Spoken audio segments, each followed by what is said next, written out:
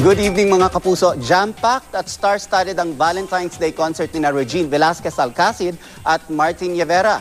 Naging emosyonal naman ang songbird nang kumanta siya para sa namayapa niyang ama. Narito ang aking chika. Napuno ng emosyon ng Valentine's Day concert ni Asia songbird Regine Velasquez Alcacid at concert king Martin Rivera sa Voices of Love sa MOA Arena. Tulad ng inaasahan, kanya-kanyang biritang dalawang bigating singer.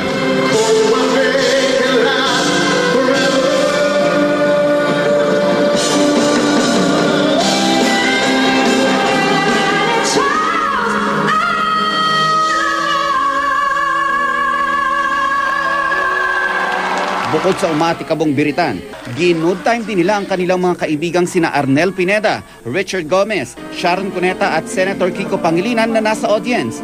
Pinakanta pa sila. Labis naman itong ikinatuwa ng mga manonood.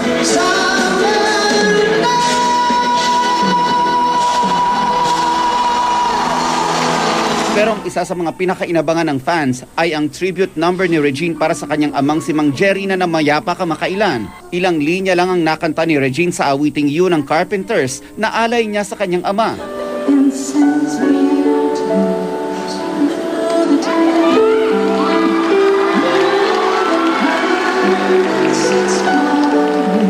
At tuluyan na siyang naapektuhan ng pagdadalamhati at pangungulila. Pero sa huli, pinilit niyang ituloy pa rin ang number ng tila paraan ng pasasalamat sa kanyang amang si Mang Jerry.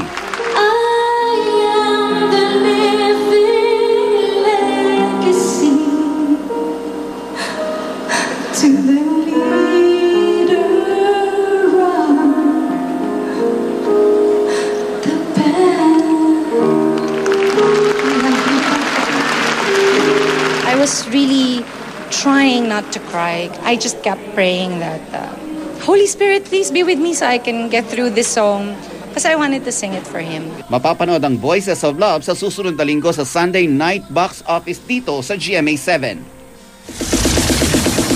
That's it for my Sunday chika. Pia, Jiggy?